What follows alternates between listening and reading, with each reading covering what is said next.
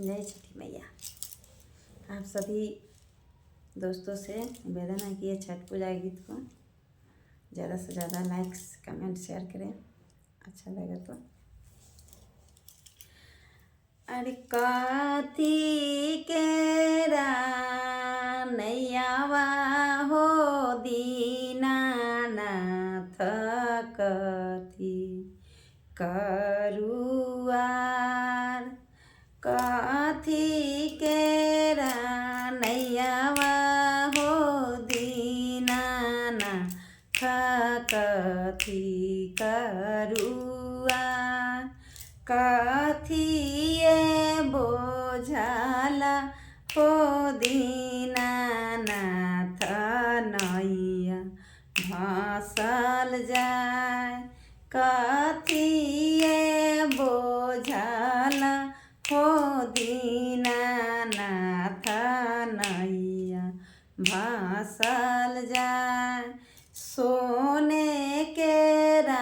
नैया हो दीनानाथ, रूपी करुआर, सोने के नैयावा हो दीनानाथ, रूपे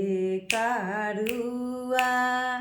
नारियल बोझल हो दीनानाथ, नैया भसल जाय, सुपावा बोझल हो दीनानाथ, नैया भसल जाय, कहाले हुले खेबी है रे माला, हाल गई है सोझे घाट, हाले हुले खेबी है रे माला, हाल गई है सोझे घाट, सब पवनैतिन रे माला, काला जुरिया